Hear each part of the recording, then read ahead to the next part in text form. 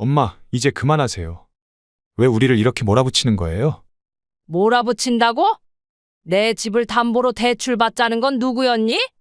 나는 어디서 살으라고? 어머님, 저희도 정말 어쩔 수 없는 상황이라서 그런 거예요. 가족을 위한 일인데 왜 이렇게 냉정하게 구시는 거죠? 가족이라는 이름으로 이렇게 속이고 협박하는 게 가족이야. 이제 와서 그런 말 하지 마. 그러면 민지라도 데려가겠습니다. 어머니가 부모 권한을 무시하고 민지를 계속 붙잡고 계시니까. 감히 어떻게 민지를 인질로 삼겠다는 거야? 니들이 사람이야? 제발 서류에 서명만 해주세요. 그럼 모든 게 해결될 수 있어요. 당장 내 집에서 나가.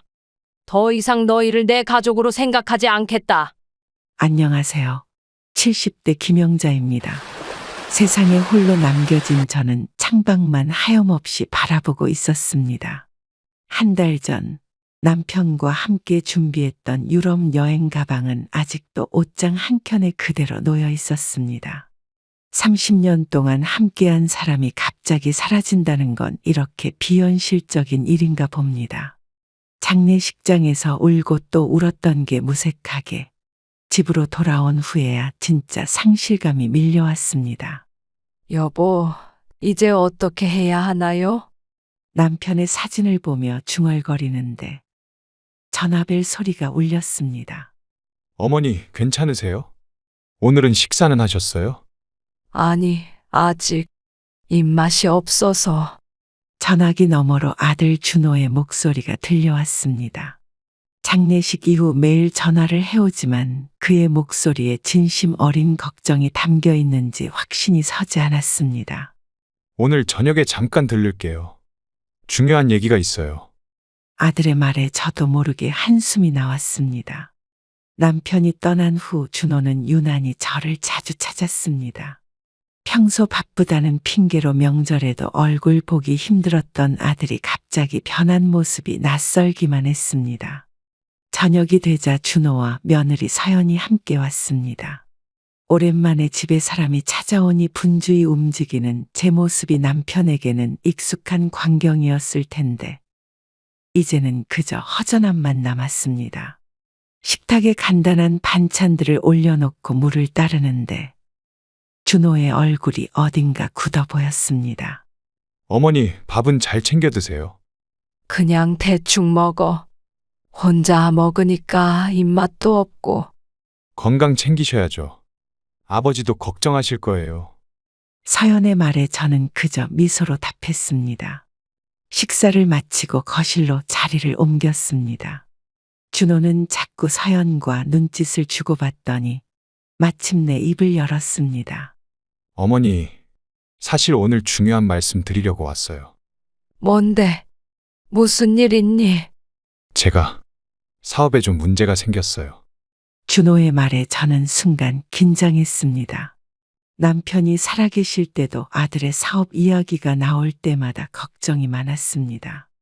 안정적인 직장을 두고 뛰쳐나와 창업을 선택한 아들을 남편은 항상 응원했지만 저는 늘 불안했습니다. 어떤 문제인데? 거래처에서 갑자기 계약을 파기했어요. 지금 회사가 위기 상황이에요. 준호는 머리를 극적이며 말을 이어갔습니다. 그런데 더 큰 문제는 민지가 이번에 미국 유학을 가게 됐는데 학비를 마련하기가 어려워졌어요. 민지는 준호의 딸, 제 손녀입니다. 고등학교 3학년인 민지가 미국 대학에 합격했다는 소식은 들었지만 유학을 결정했다는 이야기는 처음 듣는 이야기였습니다. 갑자기 유학은 또 무슨 소리니? 국내 대학도 좋은데. 어머니, 민지가 정말 원해서요. 공부도 잘하고 기회가 왔는데 이걸 놓치면 아이 평생의 한이 될 것 같아요. 서연이 나서서 설명했습니다. 말투는 공손했지만 어딘가 조급함이 묻어났습니다. 그래서 어머니께 부탁드리려고요. 민지 유학비를 좀 지원해 주실 수 있을까요? 준호의 말에 저는 순간 말문이 막혔습니다. 남편이 남긴 보험금과 퇴직금으로 노후를 보내야 하는 상황에서 갑작스러운 큰 지출은 부담스러웠습니다. 얼마나 필요한데? 4년 과정이니까. 한 3억 정도요? 뭐라고? 3억? 놀라움에 저도 모르게 목소리가 높아졌습니다. 결혼 이후 아들에게 경제적 도움을 준 적은 있었지만 이렇게 큰 금액은 처음이었습니다. 네. 학비랑 생활비 포함해서요. 나중에 제가 꼭 갚을게요. 어머니. 준호는 진지한 표정으로 말했지만 그의 눈빛에서 약간의 회피가 느껴졌습니다. 남편이 살아계셨다면 어떤 결정을 내렸을까 고민했습니다. 하지만 이제는 저 혼자 판단해야 했습니다. 미안하지만 지금은 어렵겠다. 너희도 알다시피 이 집과 남편이 남긴 돈이 내 노후 전부야. 제 말에 준호와 서연의 표정이 급격히 굳어졌습니다. 특히 서연은 당황한 기색이 역력했습니다. 어머니, 민지 미래가 걸린 일인데 조금만 더 생각해 보실 수 없나요? 충분히 생각했어. 솔직히 말하면 갑자기 유학 이야기가 나온 것도 이해가 안 가고. 거실에 무거운 침묵이 내려앉았습니다. 준호는 한숨을 쉬며 고개를 숙였습니다. 서연은 휴대폰만 뚫어지게 보고 있었습니다. 이런 반응이 저는 더 마음을 불편하게 했습니다.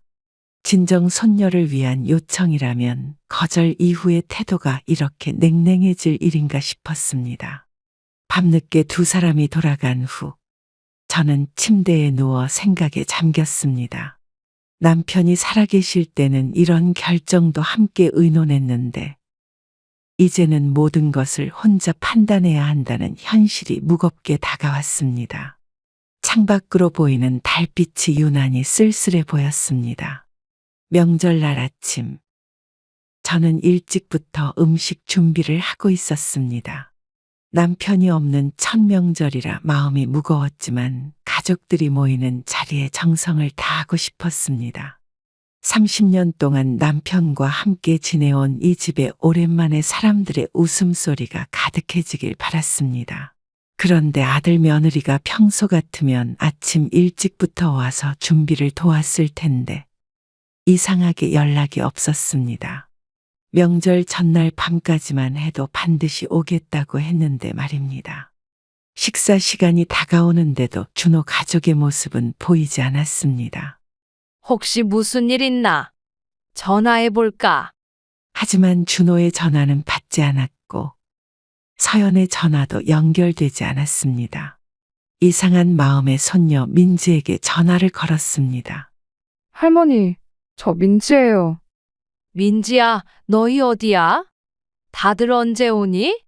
저 할머니, 부모님이 오늘 안 간대요. 민지의 목소리가 조심스러웠습니다. 저는 순간 화가 치밀었지만 아이 앞에서 감정을 표현하고 싶지 않아 참았습니다. 왜? 무슨 일 있니? 아빠가 할머니랑 안 좋게 얘기했다고. 그래서 오늘은 안 가기로 했대요. 민지의 말에 저는 말문이 막혔습니다. 그날 유학비 이야기로 서먹해진 것은 사실이지만 명절까지 오지 않을 거라고는 생각하지 못했습니다. 더구나 아이에게까지 이런 말을 하다니 이해할 수 없었습니다. 그래도 명절인데 너라도 와볼래? 저요? 저 혼자 가도 돼요? 당연하지. 할머니가 보고 싶은데. 그럼 저 지금 갈게요. 지하철 타고 갈 수 있어요. 조심해서 와. 전화를 끊고 난 후 거실에 모인 친지들에게 아들 가족이 오지 않는다고 설명하는 것이 무척 난처했습니다. 1시간쯤 후에 민지가 도착했습니다. 어색한 분위기에서도 민지는 친척들에게 인사를 잘했습니다. 차례를 지낸 후 함께 식사를 하면서 가족들은 평소처럼 대화를 나누려 노력했습니다. 하지만 준호 부부의 빈자리는 너무 크게 느껴졌습니다. 할머니, 죄송해요. 부모님이. 괜찮아, 민지야. 어른들 일에 네가 뭘 미안해하니? 식사가 끝나고 친지들이 모두 돌아간 후 민지와 저는 거실에 앉아 이야기를 나눴습니다. 민지는 평소보다 조용해 보였고 무언가 말하고 싶은 듯 망설이는 표정이었습니다. 할머니, 사실 제가 미국 유학 가는 거 저는 원한 적 없어요. 뭐라고? 그럼 왜 네 부모님이 그렇게 말했지? 아빠가 사업이 잘 안 된대요. 그래서 할머니한테 돈을 빌리려고 그런 말을 했나 봐요. 민지의 말에 저는 충격을 받았습니다. 아들이 손녀 유학이라는 명목으로 자금을 요청했다는 사실에 가슴이 아팠습니다. 더구나 민지조차 그 계획에 동의하지 않았다는 점은 더욱 실망스러웠습니다. 나한테 솔직하게 얘기해줘서 고마워, 민지야. 할머니, 제가 오늘 좀 부탁드릴 게 있어요. 뭔데? 저 당분간 할머니 집에서 지내도 될까요? 집에 가기가 좀 그래요. 민지의 눈에 눈물이 고였습니다. 저는 민지의 손을 꼭 잡아주었습니다. 당연하지. 할머니랑 같이 있자. 네가 필요한 건 다 말해. 그날 밤 손녀가 옆방에서 자는 것이 이상하게 위로가 되었습니다. 세상에 홀로 남겨진 것 같았던 제게 민지는 작은 희망의 빛이었습니다. 하지만 동시에 아들 부부와의 관계에 금이 가기 시작했다는 사실은 무겁게 마음에 내려앉았습니다. 민지가 저희 집에 온 지 일주일이 지났습니다. 처음에는 잠시 머물다 갈 거라 생각했는데 아들과 며느리는 딸을 데리러 오지 않았습니다.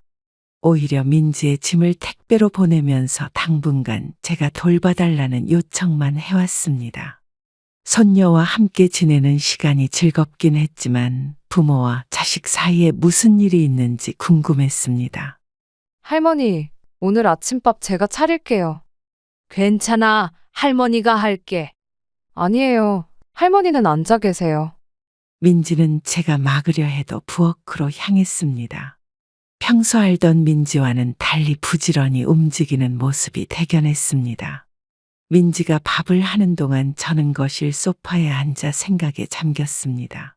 갑자기 핸드폰이 울렸고 준호의 이름이 화면에 떴습니다. 어머니, 민지는 잘 지내고 있나요? 그래, 잘 지내. 근데 니네는 왜 애를 데리러 안 와? 일이 좀 복잡해져서요. 민지가 학교 문제로 저희랑 갈등이 있어서. 준호의 목소리에는 피곤함이 묻어 있었습니다. 전화를 끊고 나니 더 궁금증이 생겼습니다. 아침 식사 후 민지에게 조심스럽게 물어보기로 마음먹었습니다. 민지야, 밥 맛있게 잘했네. 정말요? 다행이에요. 그런데 엄마 아빠랑 무슨 일 있었니? 민지의 표정이 순간 굳었습니다. 숟가락을 내려놓고 한숨을 쉬더니 어깨를 축 늘어뜨렸습니다. 제가 무리하게 물어본 건 아닌가 걱정이 되었습니다. 할머니, 아빠가 회사가 망했대요. 망했다고? 그게 언제 일이니? 한 달 전부터요. 근데 아무한테도 말하지 말라고 했어요. 민지의 말에 저는 충격을 받았습니다. 아들이 사업에 실패했다는 사실도 놀라웠지만 그것을 숨기고 있었다는 점이 더 마음을 아프게 했습니다.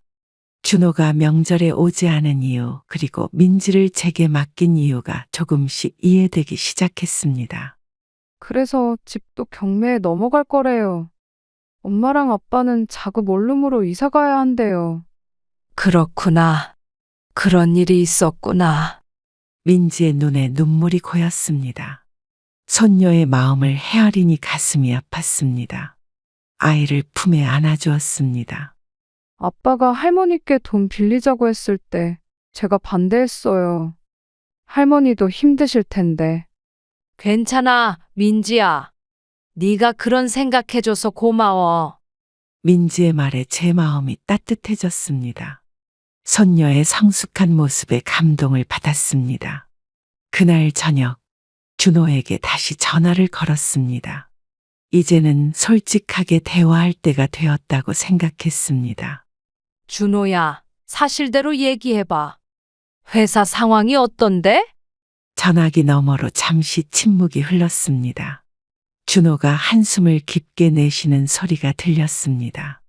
어머니, 다 망쳤어요. 민지한테 들었어. 집도 경매 나간다면서? 네, 모든 걸 담보로 대출받았거든요. 이제 갚을 수가 없어요. 준호의 목소리가 떨렸습니다. 저는 마음을 가다듬고 천천히 말했습니다. 왜 진작 말하지 그랬니? 엄마라도 도울 방법을 찾아볼 텐데. 부끄러웠어요. 아버지 돌아가신 지 얼마 안 됐는데 이런 말씀 드리기가. 준호의 말에 저는 마음이 아팠습니다. 아들의 자존심을 헤아리니 더 말을 잇기가 어려웠습니다. 잠시 침묵이 흐른 후 결심한 듯 말했습니다. 이번 주말에 와봐. 셋이서 차분히 얘기해보자. 정말요? 어머니, 그래, 너무 혼자 끙끙 앓지 마. 가족이 서로 도울 때잖아. 전화를 끊고 창밖을 바라보니 비가 내리기 시작했습니다. 남편이 살아계셨다면 어떤 결정을 내렸을지 생각해 봤습니다. 아마도 아들을 돕자고 하셨을 것입니다. 그날 밤, 저는 오랜만에 편안한 마음으로 잠이 들었습니다. 민지와 지내면서 점차 손녀에 대해 알아가는 시간이 소중했습니다. 학교 공부보다 그림 그리기를 좋아하는 아이라는 것, 친구들 사이에서 인기가 많다는 것, 그리고 부모님이 정해준 진로가 아닌 자신만의 꿈이 있다는 것까지 알게 되었습니다. 어느 날 아침, 민지의 스케치북을 우연히 보게 되었는데 놀라울 정도로 실력이 좋았습니다. 민지야, 이거 네가 그린 거니? 네, 할머니. 제가 그렸어요. 정말 잘 그렸다. 이런 재능이 있었구나. 민지는 쑥스러운 듯 웃으며 고개를 끄덕였습니다. 그림 속에는 바다가 보이는 작은 카페가 있었고 창가에 앉아있는 한 여성의 뒷모습이 그려져 있었습니다. 왠지 모르게 그 여성이 저 같다는 느낌이 들었습니다. 할머니가 언젠가 바다가 보이는 카페에서 커피 마시는 게 꿈이라고 하셨잖아요. 그랬었지. 네가 그걸 기억하고 있었구나. 민지의 말에 가슴이 따뜻해졌습니다. 남편과 함께 노년의 바닷가에 작은 집을 마련하고 싶다던 꿈을 민지에게 말한 적이 있었습니다. 그 아이가 그 말을 기억하고 그림으로 표현해 주었다는 사실이 감동적이었습니다. 사실 저도 나중에 이런 카페를 열고 싶어요. 그래? 그럼 열심히 공부해서 네 꿈을 이루렴. 근데 아빠랑 엄마는 제가 의대 가길 원하세요. 민지의 표정이 어두워졌습니다. 그제서야 민지가 왜 부모님과 갈등이 있었는지 조금 이해가 되었습니다. 그림에 재능이 있는 아이를 억지로 다른 길로 인도하려 했던 것이겠죠. 네 인생인데 네가 결정해야지. 할머니도 그렇게 생각하세요? 당연하지. 남의 인생 살아서 뭐하니? 민지의 얼굴에 밝은 웃음이 번졌습니다. 그 모습을 보니 제 마음도 가벼워졌습니다. 함께 아침을 먹고 있는데 초인종이 울렸습니다. 문을 열어보니 준호와 서연이 서 있었습니다. 어머니, 민지 데리러 왔어요. 그래? 들어와. 준호 내외는 어색한 표정으로 거실에 들어왔습니다. 민지는 부모님을 보자 표정이 굳었습니다. 예상치 못한 방문의 공기가 무거워졌습니다. 민지야, 집에 가자. 이제 할머니께 너무 오래 뵙기쳤어. 저 할머니랑 더 있고 싶은데요. 민지의 반응에 서연의 표정이 딱딱하게 변했습니다. 준호는 난처한 듯 저를 바라봤습니다. 어머니, 죄송합니다. 민지가 말을 안 들어서. 괜찮아. 나도 민지랑 지내는 게 좋으니까. 저는 부드럽게 말했지만 서연의 표정은 여전히 경직되어 있었습니다. 그녀는 민지에게 다가가 손을 잡았습니다. 민지야, 이제 그만 집에 가자. 싫어요. 저 할머니랑 있을 거예요. 민지가 소리를 질렀습니다. 갑작스러운 상황에 모두가 당황했습니다. 준호가 한 발 앞으로 나서며 목소리를 높였습니다. 민지, 그게 무슨 말버릇이야? 어서 짐 챙겨. 저는 민지의 어깨를 감싸 안았습니다. 아이의 떨리는 어깨를 느끼며 제 마음도 복잡해졌습니다. 준호야, 잠깐 나랑 얘기 좀 하자. 부엌으로 준호를 불러 조용히 대화를 나눴습니다. 그곳에서 민지의 꿈에 대해 그리고 부모로서 자녀의 의견을 존중해야 한다는 이야기를 했습니다. 아버지가 돌아가시고 나서 민지가 할머니랑 있으면서 많이 의지하는 것 같아요. 그래, 나도 민지랑 있어서 외롭지 않았어. 하지만 어머니, 이제 저희가 데려가야. 왜? 민지가 여기 있는 게 뭐가 문제니? 준호는 말을 멈추고 한숨을 내쉬었습니다. 그의 표정에서 무언가 다른 이유가 있다는 것을 느꼈습니다. 사실 저희가 이사할 집을 아직 못 구했어요. 원룸은 너무 좁아서. 그래서 민지를 데려가기 힘들다는 거구나. 네, 죄송합니다, 어머니. 준호의 솔직한 고백에 저는 마음이 아팠습니다. 아들의 어려운 상황이 이해되면서도 그것을 숨기고 민지에게 강요하는 모습은 안타까웠습니다. 민지는 당분간 여기 있어도 좋아. 니네 집 문제가 해결될 때까지. 정말요? 어머니, 준호의 눈에 눈물이 고였습니다. 남자가 되어서도 여전히 저에게 의지하는 모습이 어린 시절 그대로였습니다. 거실로 돌아와 상황을 설명하자 민지는 기뻐했고 서연은 복잡한 표정으로 묵묵히 고개를 끄덕였습니다. 그날 저녁 준호 내외가 돌아간 후 민지와 함께 야외 테라스에 앉아 별을 보았습니다. 민지는 자신의 꿈에 대해 열정적으로 이야기했고 저는 그 꿈을 응원해 주기로 했습니다. 아이의 웃는 모습을 보니 남편도 하늘에서 미소 짓고 있을 것 같았습니다. 민지가 저희 집에서 지낸 지 한 달이 되어 갔습니다. 처음에는 임시적인 상황이라 생각했는데 어느새 일상이 되었습니다. 매일 아침 함께 식사를 하고 저녁에는 민지의 학교 이야기를 듣는 시간이 소중했습니다. 그 아이 덕분에 남편이 떠난 후에 적막함이 조금은 사라졌습니다. 할머니, 이번 주말에 미술 전시회에 같이 가요. 미술 전시회. 갑자기 그건 또 왜?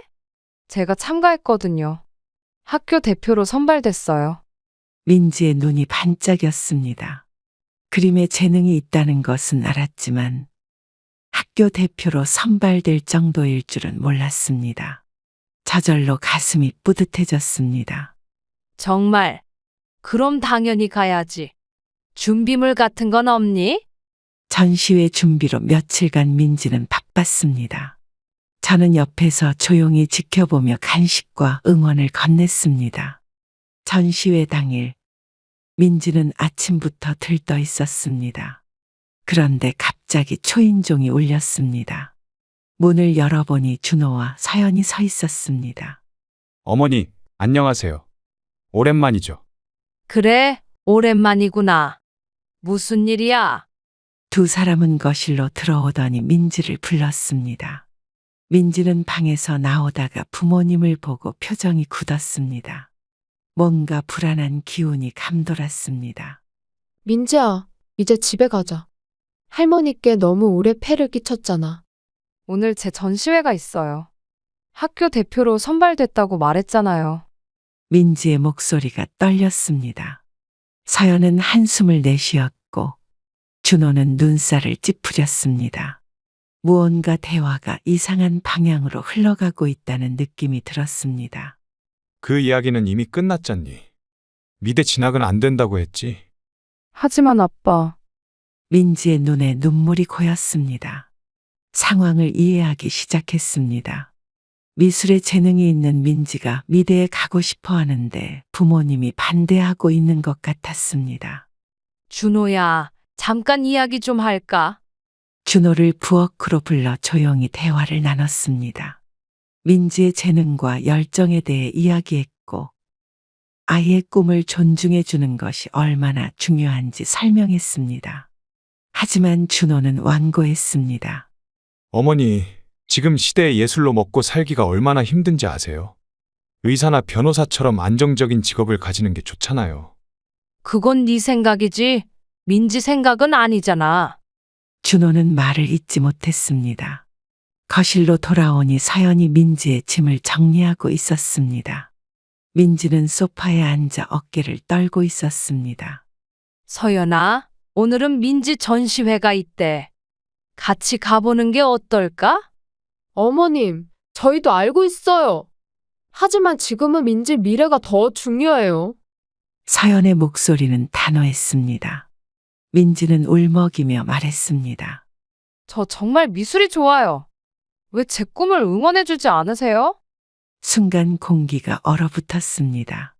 서연은 짐을 내려놓고 민지에게 다가갔습니다. 그녀의 표정이 변했습니다. 네가 얼마나 힘든지 엄마도 알아. 하지만 세상은 생각보다 더 냉정해. 그럼 저더러 꿈을 포기하라는 거예요? 민지의 날카로운 질문에 서연은 대답하지 못했습니다. 그 순간 저는 결심했습니다. 제가 나서지 않으면 민지의 재능이 묻힐 것 같았습니다. 오늘은 전시회에 같이 가자. 민지가 얼마나 재능이 있는지 직접 보고 결정하면 어떨까? 제 제안에 모두가 잠시 침묵했습니다. 준호가 먼저 고개를 끄덕였고 서연도 마지못해 동의했습니다. 민지의 얼굴에 희미한 미소가 번졌습니다. 전시회장에 도착하자 생각보다 많은 사람들이 있었습니다. 민지의 작품은 중앙에 전시되어 있었고 많은 관람객들이 감탄하며 사진을 찍고 있었습니다. 준호와 서연의 표정이 놀라움으로 물들었습니다. 이게 다 민지가 그린 거야? 네, 어머니. 정말 뛰어나네요. 전시회를 둘러보는 동안 여러 사람들이 민지에게 다가와 축하의 말을 전했습니다. 특히 한노 교수가 민지에게 명함을 건네며 이야기를 나누었습니다. 그 모습을 지켜보던 준호의 얼굴에 복잡한 감정이 스쳐 지나갔습니다. 집으로 돌아오는 길, 준호는 조용히 말했습니다. 어머니가 맞았어요. 민지의 재능을 무시하면 안 되겠네요.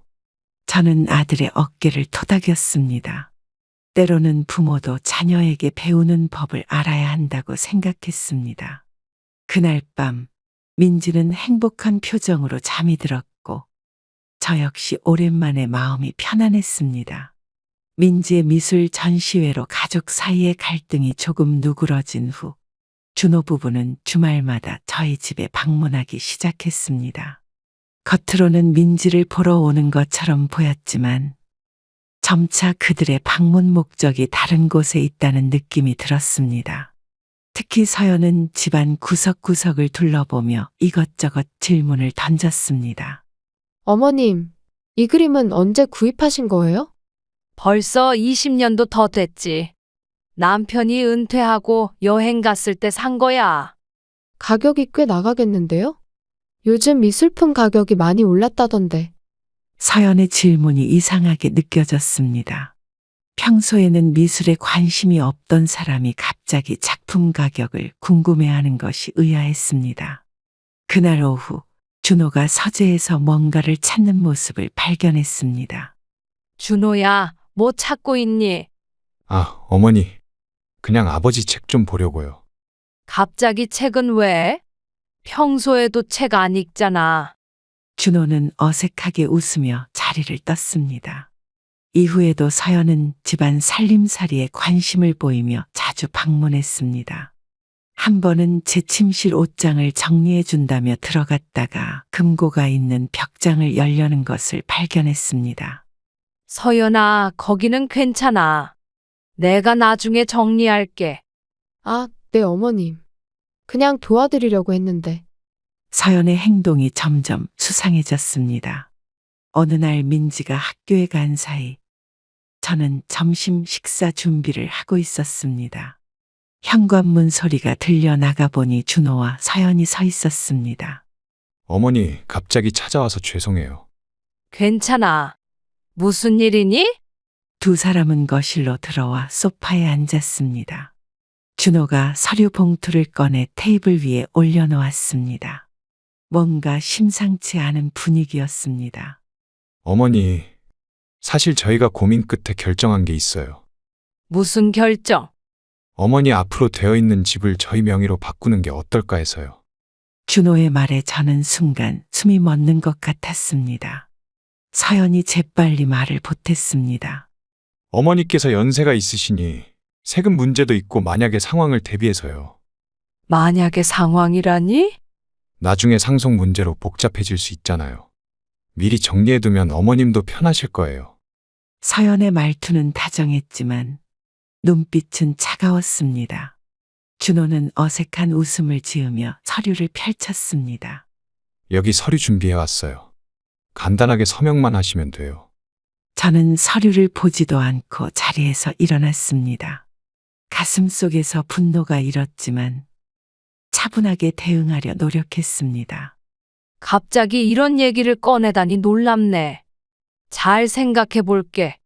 어머니, 빨리 결정하시는 게 좋을 것 같아요. 부동산 시장이 요동치고 있거든요. 서연의 조급한 태도가 의심을 더 키웠습니다. 두 사람이 돌아간 후 저는 서재에 들어가 남편의 서류들을 확인했습니다. 그제서야 준호가 왜 서재를 뒤졌는지 이해가 되었습니다. 남편이 남긴 부동산 서류와 금융 자산 목록을 찾고 있었던 것입니다. 다음 날 민지 학교에 상담을 갔다가 우연히 서연의 친구를 만났습니다. 간단한 인사를 나누던 중 그녀가 무심코 한 말이 귀에 들어왔습니다. 서연이 이제 집 문제 해결됐대요? 어머님 설득하셨다면서요. 집 문제요? 무슨 말씀이신지. 아, 죄송해요. 제가 말실수를 했나 봐요. 서연이가 어머님 집을 담보로 대출받아서 사업자금 마련한다고 했거든요. 그 말을 듣는 순간 모든 것이 명확해졌습니다. 준호와 서연이 집을 노리고 있었던 것입니다. 서연의 친구는 당황한 표정으로 자리를 떴고 저는 한동안 그 자리에 굳어 있었습니다. 집에 돌아와 민지에게 조심스럽게 물어봤습니다. 민지야, 아빠 회사가 요즘도 어려운 상황이니? 네, 할머니. 얼마 전에 엄마랑 아빠가 싸우는 소리 들었어요. 돈 때문에. 혹시 다른 이야기도 들었니? 민지는 망설이다가 고개를 끄덕였습니다. 엄마가 아빠한테 할머니 설득하면 우리 문제 다 해결된다고 했어요. 그 말을 듣는 순간 가슴이 무너지는 듯 했습니다. 저를 향한 아들 부부의 진심은 결국 집과 재산이었던 것입니다. 남편이 평생 일구고 지켜온 이 집이 아들 부부에게는 그저 현금화할 수 있는 자산에 불과했습니다. 저녁에 다시 준호에게 전화가 왔습니다. 그는 진명의 변경건에 대해 물었습니다. 어머니, 생각해 보셨어요? 내일 부동산 중개소에 같이 가면 좋을 것 같은데. 그래, 생각 많이 했어. 내일 오전에 와서 얘기하자. 전화를 끊은 후 저는 오랜 시간 창밖을 바라보았습니다. 남편과의 추억이 깃든 이 집을 그리고 저희의 노후를 위해 남겨둔 자산을 지키기 위한 결정을 내려야 했습니다. 밤새 고민한 끝에 이제는 단호하게 대응할 때라고 생각했습니다. 아침 일찍부터 준비를 마치고 준호와 서연이 오기를 기다렸습니다. 어제 끝없는 고민 끝에 내린 결정이었습니다. 그들에게 저희 입장을 확실히 밝히고 더 이상 재산에 관한 이야기는 하지 않겠다고 말할 생각이었습니다. 현관 벨이 울리고 준호 부부가 들어왔습니다. 서연의 표정에서 기대감이 엿보였습니다. 어머니, 안녕하세요. 서류 준비해 왔어요. 먼저 앉아서 차라도 한잔 하자. 시간이 없으니 바로 진행하는 게 어떨까요? 서연의 재촉이 불편하게 느껴졌습니다. 세 명이 거실 테이블에 앉았고 준호가 서류를 펼쳤습니다. 그의 손이 미세하게 떨리는 것이 보였습니다. 어머니, 여기 서명하시면 됩니다. 잠깐, 그 전에 묻고 싶은 게 있어. 서연과 준호는 잠시 눈빛을 교환했습니다. 서연이 미소를 지으며 말했습니다. 네, 어머님. 무엇이든 물어보세요. 이 집 명의를 너희에게 넘기면 그 다음엔 어떻게 할 생각이니? 순간 침묵이 흘렀습니다. 서연이 당황한 기색을 감추려 애쓰며 대답했습니다. 그야 당연히 어머님 모시고 함께 살죠. 저는 조용히 일어나 서랍에서 꺼내둔 서류를 가져왔습니다. 서연의 친구에게 들은 말과 민지를 통해 알게 된 내용, 그리고 제가 직접 변호사에게 알아본 정보를 정리해둔 메모였습니다. 이 집을 담보로 대출받으려는 계획이 있다고 들었는데 그것도 사실이니? 준호의 얼굴이 창백해졌습니다. 서연은 입술을 깨물며 고개를 숙였습니다. 침묵이 이어지다가 준호가 마침내 입을 열었습니다. 어머니, 저희가 정말 어려운 상황이에요. 그래서 내 집을 담보로 쓰겠다는 거지. 내가 어디서 살라고? 감정을 억누르며 물었습니다. 서연이 재빨리 답했습니다. 어머님은 계속 여기 사시면 되잖아요. 저희는 그냥 자금만 필요한 거예요. 저는 깊은 숨을 내쉬었습니다. 그들의 계획이 명확해졌습니다. 집 명의를 이전받아 대출을 받고 만약 상환하지 못하면 이 집은 경매에 넘어갈 것입니다. 제 노후는 전혀 고려하지 않은 계획이었습니다. 그런 말도 안 되는 제안을 어떻게 내 앞에서 할 수 있니? 어머니, 저희가 꼭 갚을게요. 사업이 잘 되면 오히려 어머니께 더 잘해드릴 수 있어요. 준호의 목소리에는 간절함이 묻어 있었습니다. 하지만 저는 더 이상 그의 말을 믿을 수 없었습니다. 때로는 가족이라는 이름으로 자행되는 배신이 가장 큰 상처를 남긴다는 것을 깨달았습니다. 내 대답은 아니오야. 이 집은 내가 평생 일해서 마련한 거고 남편과의 추억이 담긴 곳이야. 하지만 어머니, 더 이상 이야기하고 싶지 않아. 이제 돌아가. 준호와 서연은 어쩔 줄 몰라 하며 자리에서 일어났습니다. 서연의 눈에는 분노가 어렸고 준호는 고개를 푹 숙인 채 말없이 현관으로 향했습니다. 문이 닫히는 소리가 들리고 난 후에야 긴장이 풀려 소파에 앉았습니다. 민지가 학교에서 돌아와 상황을 묻자 간단히 설명해 주었습니다. 아이의 눈에 슬픔이 어렸지만 동시에 안도감도 보였습니다. 할머니, 잘 아셨어요. 엄마 아빠가 요즘 자꾸 집 이야기만 해서 저도 걱정됐어요. 민지야, 어른들 일에 너무 신경 쓰지 마. 할머니가 다 알아서 할게. 그날 밤 준호에게서 문자가 왔습니다. 어머니, 오늘 일은 정말 죄송합니다. 다시 한번 기회를 주시면 안 될까요? 저는 답장을 보내지 않았습니다. 다음 날 아침 서연에게서도 전화가 왔지만 받지 않았습니다. 이제는 거리를 두고 생각할 시간이 필요했습니다. 일주일 후 준호가 다시 찾아왔습니다. 이번에는 혼자였습니다. 그의 표정은 전과 달리 진지해 보였습니다. 어머니, 정말 죄송합니다. 저희가 너무 이기적이었어요. 이제 와서 그런 말이 무슨 소용이 있니? 사실 서연이가 대출 브로커를 만나고 있었어요. 제가 몰랐던 일도 있었습니다. 준호의 고백에 저는 더욱 실망했습니다. 아들이 아내에게 휘둘려 어머니의 재산까지 노리게 된 상황이 너무 슬펐습니다. 그가 떠난 후 민지를 위한 결정을 내려야 한다고 생각했습니다. 아이에게 상처가 되지 않으면서도 제 자신을 지킬 방법을 찾아야 했습니다. 다음 날 오랜 친구 김정숙 씨에게 전화해 상황을 설명했습니다. 그녀는 제 이야기를 듣고 한숨을 내쉬었습니다. 정말 힘드셨겠네요. 그래도 단호하게 대처하신 거 잘하셨어요. 고마워요, 정숙 씨. 근데 이제 어떻게 해야 할지 모르겠어요. 우선 법적으로 재산을 보호할 방법을 알아보는 게 좋겠어요. 제가 아는 변호사가 있는데 한번 상담해 보시겠어요? 김정숙 씨의 조언에 따라 변호사를 만나기로 했습니다. 이제는 감정보다 현실적인 대처가 필요한 시점이었습니다. 재산 보호와 함께 민지의 미래도 생각해야 했습니다. 세상에 홀로 남겨진 저로서는 의지할 사람 없이 스스로를 지켜야 한다는 사실이 쓸쓸하게 느껴졌습니다. 변호사와의 상담 후 일주일이 지났습니다. 그동안 준호와 서연은 계속해서 연락을 시도했지만 저는 거리를 두기로 했습니다.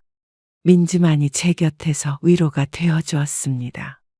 변호사의 조언에 따라 재산 보호를 위한 조치를 취하기로 결정했고, 오늘은 그 첫 단계로 공증을 받으러 가는 날이었습니다. 할머니, 저도 같이 가도 될까요? 그래, 같이 가자. 오늘 점심은 밖에서 먹을까? 네. 요즘 새로 생긴 파스타 집이 맛있대요. 민지와 함께 집을 나서려는 순간 현관 벨이 울렸습니다. 문을 열자 서연이 서 있었습니다. 그녀의 표정은 평소와 달리 부드러워 보였고 손에는 선물 상자를 들고 있었습니다. 어머님, 안녕하세요. 잠시 이야기 좀 나눌 수 있을까요? 지금은 약속이 있어서 나가려던 참이야. 금방 끝날 거예요. 정말 중요한 얘기가 있어서요. 민지가 불안한 눈빛으로 저를 바라봤습니다.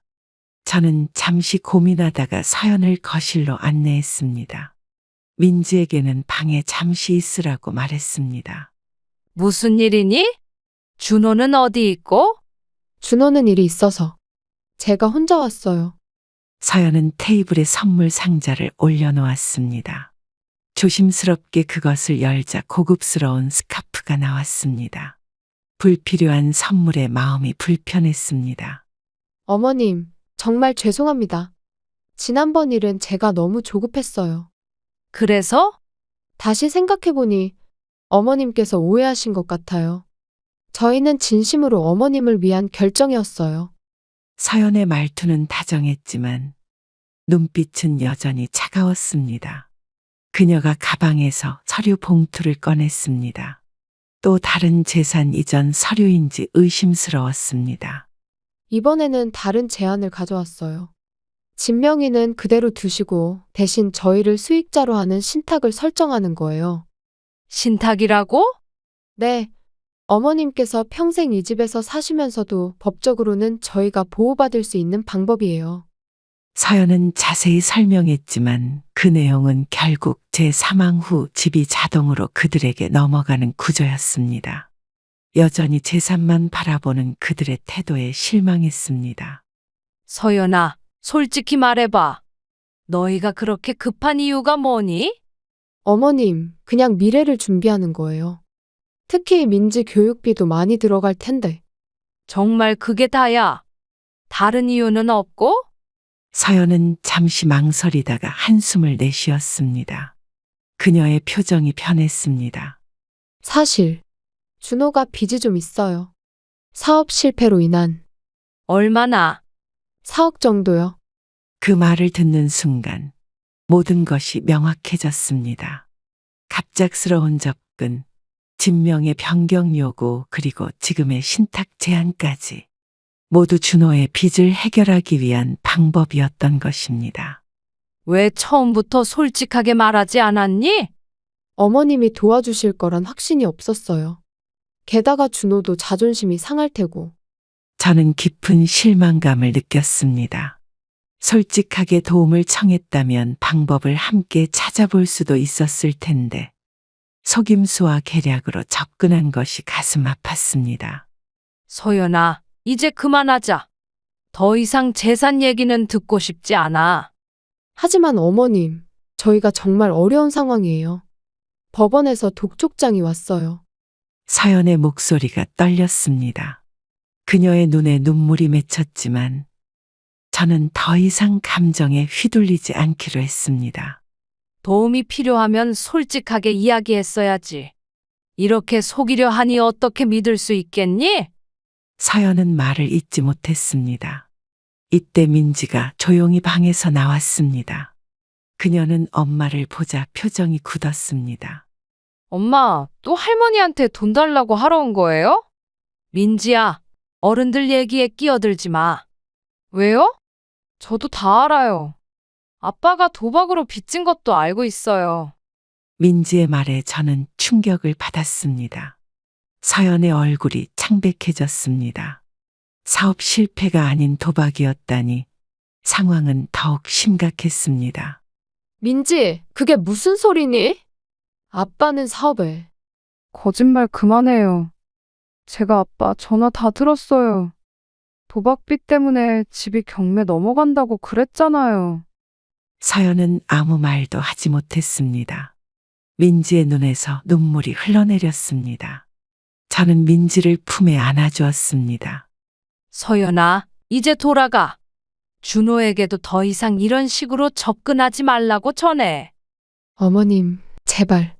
마지막 기회를 주세요. 진정한 도움이 필요하면 솔직하게 이야기하렴. 계략은 통하지 않을 거야. 서연은 마지못해 일어났습니다. 그녀가 현관문을 닫고 나가자 민지가 저에게 더욱 바짝 붙었습니다. 할머니, 정말 죄송해요. 저희 가족이 괜찮아, 민지야. 내 잘못이 아니야. 그날 오후 저는 계획대로 공증사무소를 방문했습니다. 명의신탁을 방지하고 재산을 보호하기 위한 절차를 밟았습니다. 민지의 교육비를 따로 신탁으로 설정하고 제 사망 후에도 민지에게 직접 전달될 수 있도록 했습니다. 준호와 서연에게는 일정 금액만 상속되도록 조치했습니다.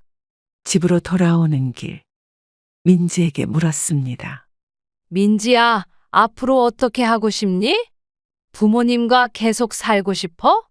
솔직히 잘 모르겠어요. 집에 가면 항상 싸움만 들리고 그럼 우선 할머니랑 좀 더 지내볼래? 고등학교 졸업할 때까지는. 민지의 얼굴에 미소가 번졌습니다. 그 순간 저는 민지를 지키는 것이 제게 남은 가장 중요한 임무라고 생각했습니다. 비록 아들과의 관계는 틀어졌지만 손녀만큼은 올바른 길로 인도해주고 싶었습니다. 저녁에 준호에게서 전화가 왔습니다. 그의 목소리는 술에 취해 있었습니다. 어머니, 저 정말 죄송합니다. 다 제 잘못이에요. 준호야, 술 먹었니? 어디야, 지금? 어머니가 절 도와주시지 않으면 저 감옥에 갈지도 몰라요. 준호의 말에 마음이 무거워졌습니다. 그러나 이제는 감정이 아닌 이성적인 판단이 필요했습니다. 지금까지의 거짓과 속임수를 생각하면 단순히 동정심으로 대응할 수는 없었습니다. 내일 아침에 만나자. 지금은 집에 가서 쉬어. 전화를 끊고 창밖을 바라보았습니다. 가족의 의미가 무엇인지 다시 생각해 보게 되는 순간이었습니다. 혈연 관계가 모든 것을 용서하고 감수해야 하는 이유가 될 수는 없다는 깨달음이 찾아왔습니다. 때로는 가족이라도 건강한 거리두기가 필요하다는 것을 이제야 인정하게 되었습니다. 다음 날 아침 준호와의 약속을 위해 마음을 준비했습니다. 단호하게 대응해야겠다는 결심과 함께 아들을 걱정하는 마음도 있었습니다. 약속 장소인 근처 카페에 도착하자 준호는 이미 와서 기다리고 있었습니다. 평소와 달리 수척한 얼굴로 앉아있는 모습이 안쓰러웠습니다. 어머니, 와주셔서 감사합니다. 많이 힘들어 보이네. 밥은 제대로 먹고 있니? 요즘은 입맛도 없고 잠도 잘 안 와요. 그래, 일단 차분히 이야기해보자. 어제 전화해서 감옥 얘기는 무슨 뜻이었니? 준호는 고개를 푹 숙인 채 한동안 말이 없었습니다. 손가락으로 테이블을 두드리더니 떨리는 목소리로 이야기를 시작했습니다. 어머니, 솔직히 말씀드릴게요. 제가 회사 자금을 좀 유용했어요. 회사 자금을 유용했다고? 얼마나? 처음에는 조금이었는데 점점 늘어서 이제는 2억 정도요. 그의 고백에 충격을 받았습니다. 도박빚 4억의 회사 자금 유용까지 상황이 생각보다 더 심각했습니다. 그제야 아들이 왜 그렇게 진명의 이전에 집착했는지 이해가 되었습니다. 내일까지 돈을 마련하지 못하면 고소당할 거예요. 그러면 정말 감옥에. 그럼 내가 어떻게 해주길 바라는 거니? 어머니 집을 담보로 대출을 받으면, 아니면 집을 팔고 더 작은 집으로 이사하시면. 준호의 말에 깊은 실망감이 들었습니다. 여전히 재산만 바라보고 있었습니다. 저는 준비해간 봉투를 테이블 위에 올려놓았습니다. 여기 5천만 원이 있어. 내가 도울 수 있는 최대한이야. 5천만 원이요? 하지만 어머니, 그걸로는 더 이상은 어렵다. 남은 건 스스로 해결해야 할 거야. 준호의 눈에 절망감이 드러났습니다. 그는 잠시 망설이다 봉투를 집어들었습니다. 그렇게 끝날 줄 알았는데 갑자기 그의 태도가 변했습니다. 어머니, 민지는 어떻게 하실 거예요? 무슨 뜻이니? 민지를 계속 데리고 계실 생각이세요? 서연이가 굉장히 서운해하고 있어요. 준호의 말에 경계심이 들었습니다. 고개를 갸우뚱하며 그를 쳐다보았습니다. 아까는 네 문제를 해결해 달라더니 이제는 민지 얘기를 꺼내는 이유가 뭐니? 그냥 가족이 함께 있어야 하지 않을까 해서요. 정말 그게 다야. 솔직하게 말해봐. 준호는 시선을 피하며 말을 이어갔습니다. 그의 속마음이 느껴졌습니다. 사실 민지 앞으로 된 보험이 있어요. 그걸 해약하면 위약금을 내더라도 목돈이 나올 것 같아서. 이 말을 듣는 순간 마지막 남아있던 믿음마저 무너졌습니다. 민지의 미래를 위한 보험금까지 노리고 있었던 것입니다. 아들에게 느끼는 실망감이 극에 달했습니다. 그만 가봐. 더 이상 할 말 없다. 어머니, 제발. 5천만 원으로 어떻게든 해결해. 민지 보험금은 꿈도 꾸지 마. 준호는 마지못해 자리에서 일어났습니다. 그가 카페를 나가는 뒷모습을 바라보며 가슴이 무거워졌습니다. 이제 아들과의 관계는 회복하기 어려울지도 모른다는 생각이 들었습니다. 집으로 돌아와 민지에게 상황을 간단히 설명해 주었습니다. 아이는 어른스럽게 고개를 끄덕였습니다. 그날 밤 민지가 이미 잠든 후에도 저는 오랫동안 창밖을 바라보며 생각에 잠겼습니다. 자식이라는 이유만으로 모든 것을 희생해야 하는 것인지, 그리고 어디까지가 부모의 의무인지 고민이 깊어갔습니다. 그로부터 2주가 지났습니다. 아들에게 준 5천만 원이 어떻게 쓰였는지 알 수 없었지만 더 이상의 연락은 없었습니다. 하지만 평화로운 나날도 오래가지 않았습니다. 어느 평범한 오후, 초인종 소리에 문을 열어보니 서연이 서 있었습니다. 그녀의 옆에는 낯선 남자가 함께였습니다. 어머님, 죄송합니다만 좀 들어가도 될까요? 누구니? 같이 오신 분은? 아, 이분은 법무사 김 선생님이에요. 잠깐 상의 드릴 일이 있어서요. 불안한 마음으로 두 사람을 거실로 안내했습니다.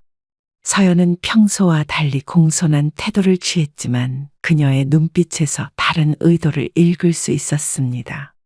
법무사라는 사람은 가방에서 서류를 꺼내 테이블 위에 펼쳤습니다. 어르신, 저는 법무사 김종호라고 합니다. 오늘은 사모님의 요청으로 방문하게 됐습니다. 무슨 일인지 말씀해 보세요.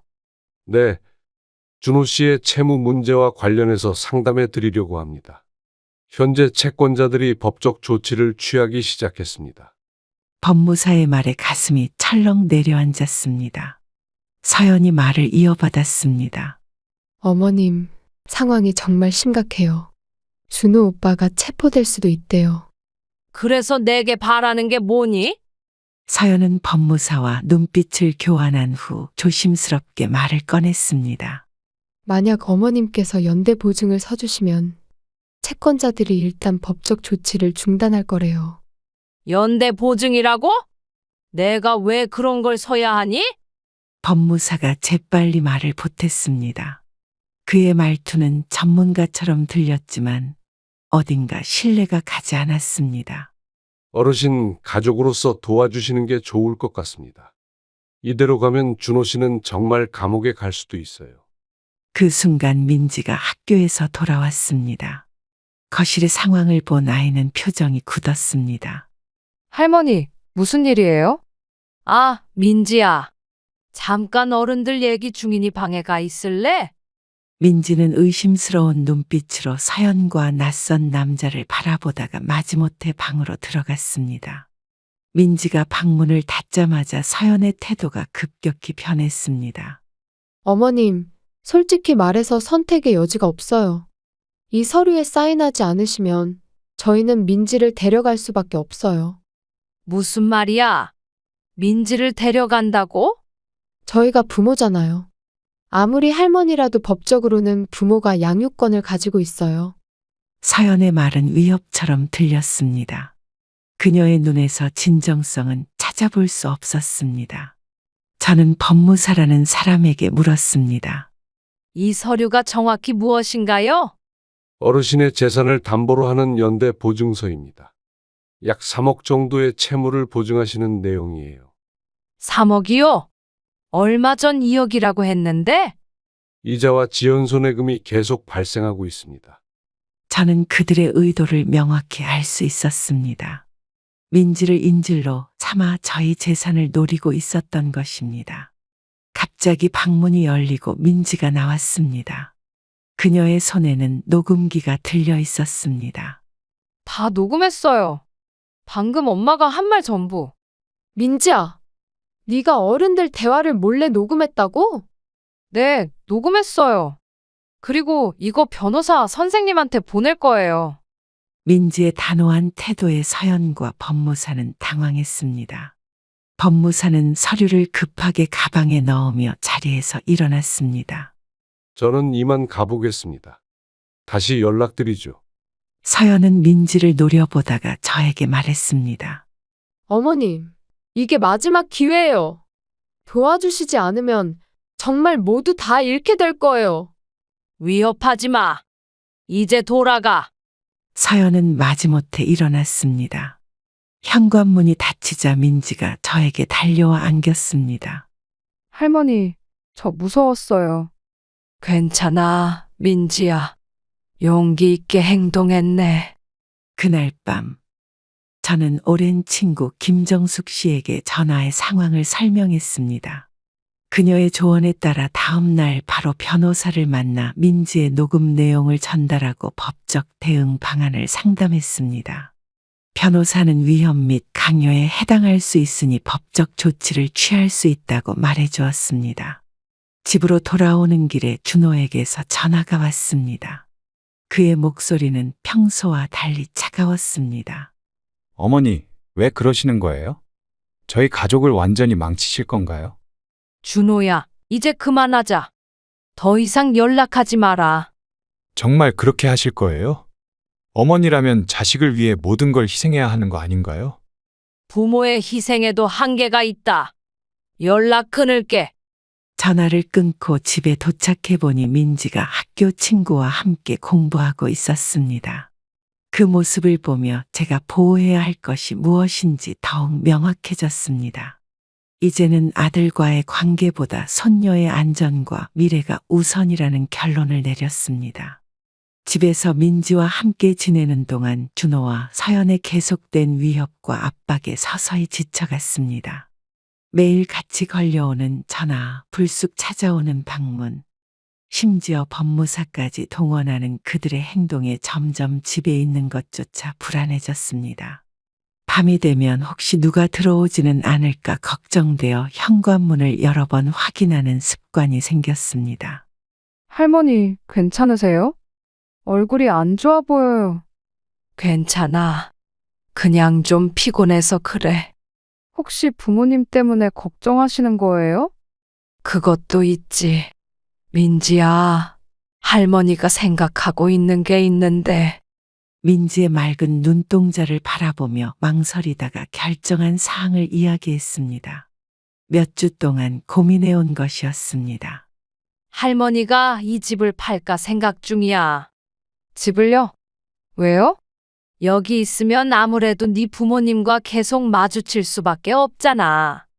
그리고 이 집은 할아버지와의 추억이 많지만 이제는 그 추억만으로 살기에는 너무 크고 부담스러워. 민지는 잠시 생각에 잠기더니 고개를 끄덕였습니다. 그 아이는 언제나 제 나이보다 어른스러운 모습을 보여주었습니다. 할머니, 어디로 가실 건데요? 할머니 고향인 부산으로 가려고. 거기 바닷가 근처에 작은 아파트를 얻을까 해. 다음 날 오랜 친구인 김정숙 씨에게 전화해 제 결정을 이야기했습니다. 그녀는 오랫동안 제 상황을 지켜봐 왔기에 이해해 주었습니다. 아이고, 정말 그렇게 결정하셨어요? 서울 생활이 오래셨는데. 응, 이제는 변화가 필요할 것 같아. 그리고 부산에는 사부인도 있잖아. 맞아요. 제가 옆에서 많이 도와드릴게요. 근데 민지는 어쩌실 거예요? 민지는 아직 결정을 못했어. 학교도 있고 아무래도 부모와의 관계도 고려해야 하니까. 며칠 후 부동산 중개인을 만나 집을 매물로 내놓았습니다. 남편과 30년 넘게 살아온 집을 떠난다는 것은 쉬운 결정이 아니었지만 이제는 제 인생의 새로운 장을 열고 싶었습니다. 놀랍게도 집은 일주일 만에 매수자가 나타났습니다. 부동산 경기가 좋았던 덕분입니다. 계약을 마치고 집으로 돌아오는 길에 준호에게 문자가 왔습니다. 어머니, 오늘 좀 뵐 수 있을까요? 중요한 이야기가 있습니다. 저는 답장을 보내지 않았습니다. 집에 도착하자 민지가 반갑게 맞이해 주었습니다. 할머니, 어떻게 됐어요? 계약 다 했어요. 응, 다 끝났어. 이제 한 달 후면 이사 가야 해. 그럼 저는 어떻게 해요? 민지의 질문에 잠시 말을 고르다가 솔직하게 이야기했습니다. 민지야, 네가 결정해. 할머니는 네가 함께 오면 정말 좋겠지만 학교도 있고 친구들도 있으니까 강요할 수는 없어. 그날 저녁, 민지가 오랜 고민 끝에 자신의 결정을 말해 주었습니다. 처음에는 부산으로 함께 가지만 이모네 집에서 지내면서 학교를 다니겠다고 했습니다. 부산에 있는 이모네 집은 서울보다 학군이 좋다는 이유였습니다. 그 말을 들으니 마음이 한결 가벼워졌습니다. 이틀 후, 집 앞에서 준호와 서연이 기다리고 있었습니다. 그들의 표정은 더 이상 위협적이지 않았고 오히려 초조해 보였습니다. 어머니, 집 하셨다면서요? 정말 그러실 거예요? 그래, 이미 계약했어. 그럼 저희는 어떻게 하라고? 빚 문제는 어떻게 해결해요? 서연의 목소리에는 원망이 묻어 있었습니다. 하지만 이제 더 이상 그들의 문제에 휘둘릴 생각은 없었습니다. 너희 문제는 너희가 해결해야지. 내가 왜 평생 읽어온 것을 포기해야 하니? 하지만 어머니, 저희는 가족이잖아요. 가족이라는 이름으로 상대방을 이용하는 건 가족이 아니야. 이제 그만 가봐라. 준호와 서연은 마지못해 자리를 떠났습니다. 그들이 떠나는 모습을 보며 제 결정이 옳았다는 확신이 들었습니다. 이제는 과거의 무게를 내려놓고 새로운 시작을 준비할 시간이었습니다. 부산으로 이사한 지 한 달이 지났습니다. 바닷가가 보이는 작은 아파트에서의 생활은 서울과는 확연히 달랐습니다. 아침마다 바다를 바라보며 커피를 마시는 시간이 하루 중 가장 행복한 순간이었습니다.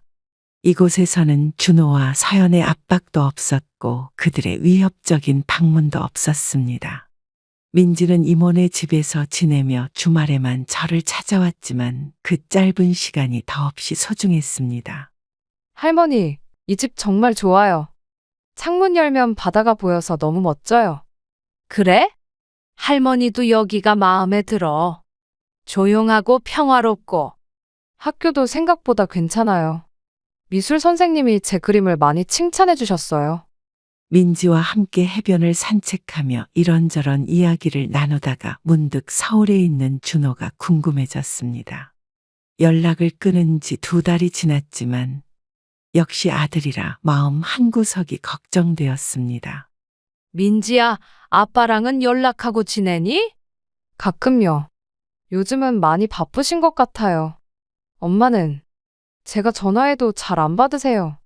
민지의 표정이 어두워지는 것을 보고 더 이상 묻지 않았습니다. 그날 저녁 김정숙 씨가 집들이라며 찾아왔습니다. 친구가 있다는 것이 얼마나 큰 위로가 되는지 새삼 느꼈습니다. 정말 잘 정착하신 것 같아요. 얼굴색도 좋아지셨어요. 고마워요. 정숙 씨 덕분에 많이 도움받았지. 민지는 잘 지내요? 학교는 적응했고? 응, 생각보다 잘 적응하고 있어. 미술에 재능이 있어서 선생님들도 관심 많이 가져주신대. 저녁 식사를 함께하며 즐거운 시간을 보내고 있을 때 갑자기 핸드폰이 울렸습니다. 발신자 확인을 해보니 낯선 번호였습니다.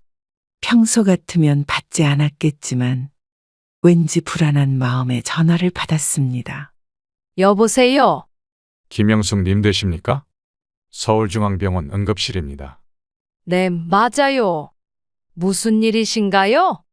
환자분의 긴급 연락처로 등록되어 있으셔서 연락드렸습니다. 준호님께서 오늘 오후에 응급실로 이송되셨습니다. 순간 숨이 멎는 것 같았습니다. 아들이 병원에 실려갔다니 그것도 응급실이라니 머릿속이 하얘졌습니다. 무슨 일이 있었나요? 상태가 어떤가요? 과로로 인한 실신이셨고 현재는 안정을 찾으셨습니다. 다만 보호자분이 필요한 상황이라 전화를 끊고 민지에게 상황을 설명했습니다.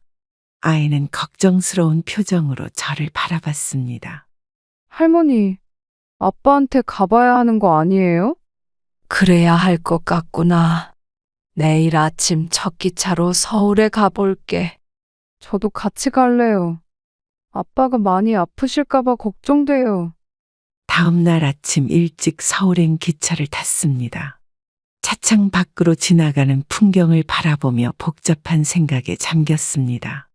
준호와의 관계는 이미 회복하기 어려울 정도로 틀어졌지만 그래도 제가 낳고 키운 아들이라는 사실은 변하지 않았습니다. 병원에 도착해 응급실로 향했습니다. 준호는 침대에 누워 있었고 서연은 옆에서 간호하고 있었습니다. 서연이 저희를 발견하고 놀란 표정을 지었습니다. 어머님, 오셨군요. 민지도 같이. 준호 상태가 어때? 정확히 무슨 일이 있었던 거니? 과로로 쓰러지셨어요. 요즘 회사에서 밤샘 작업이 많아서. 준호는 눈을 떴지만 말을 잇지 못했습니다. 그의 얼굴은 헬쑥하게 야위어 있었고 눈 밑에는 다크서클이 짙게 내려앉아 있었습니다. 민지가 아버지 옆으로 다가가 손을 잡았습니다. 아빠, 괜찮아요. 저 민지예요. 민지야, 준호의 목소리는 희미했습니다. 그가 저를 바라보며 간신히 말했습니다. 어머니 와주셔서 고맙습니다. 그 말을 듣는 순간 마음이 조금 누그러졌습니다. 의사가 들어와 준호의 상태를 설명해 주었습니다. 과로와 스트레스로 인한 일시적 쇼크였지만 하루 정도 병원에서 지켜봐야 한다고 했습니다. 병실에서 민지와 함께 준호를 간호하면서 서연과는 어색한 대화를 이어갔습니다. 그녀의 태도는 이전과 달리 겸손해 보였습니다. 준호가 잠든 사이 서연이 저를 병원 복도로 불러냈습니다. 어머님, 정말 죄송합니다. 그동안 저희가 정말 무례했어요. 갑자기 그런 말은 왜 하는 거니? 사실 준호 오빠가 많이 반성하고 있어요. 준호 오빠 손에 쥐고 있던 것은 어머님께 쓴 편지였어요. 서연의 말에 잠시 마음이 흔들렸습니다. 결국 준호에게도 제 자신의 잘못을 인정할 용기가 생긴 것인지 아니면 또 다른 속셈이 있는 것인지 쉽게 판단하기 어려웠습니다. 일단 준호가 좀 나아지면 이야기해보자. 병원에서의 하루는 생각보다 길게 느껴졌습니다. 민지는 아버지 옆에서 한시도 떨어지지 않았고 저는 복도 의자에 앉아 지난 날들을 회상했습니다. 이 모든 갈등이 시작된 지점, 그리고 서로가 어디서부터 잘못된 선택을 했는지 되돌아보게 되었습니다. 아들은 무사히 퇴원을 했고 그날 이후 아들과 며느리는 저에게 용서를 구하며 달라진 모습을 보여주고 있습니다. 인생에는 때로 가장 가까운 사람들과의 관계에서 가장 큰 상처를 받기도 합니다. 가족이라는 이름으로 모든 것을 참고 희생해야 한다는 생각은 건강한 관계를 해치는 함정이 될 수 있습니다. 저는 남편의 죽음 이후 힘든 시간을 겪으며 깨달았습니다. 진정한 사랑은 상대방을 이용하거나 착취하는 것이 아니라 서로의 경계를 존중하고 진심으로 걱정하는 마음에서 비롯됩니다. 자신을 지키는 것이 이기적인 행동이 아니라 때로는 가장 필요한 용기라는 것을 알게 되었습니다. 아들과의 관계는 여전히 회복 중이지만 이제는 더 건강한 방향으로 나아가고 있습니다. 무조건적인 희생보다 서로의 진심을 나누는 관계를 만들어가고 있습니다. 인생의 황혼기에 맞이한 이 시련은 결국 저에게 자신의 가치를 재확인하는 소중한 기회가 되었습니다. 여러분도 가족 간의 갈등 속에서 힘들어하고 계신다면 자신을 지키는 용기를 잃지 마시기 바랍니다. 진정한 사랑은 결국 서로를 더 나은 사람으로 만들어줍니다. 그럼 구독자 여러분, 오늘도 행복한 하루 되시길 기원하겠습니다. 감사합니다.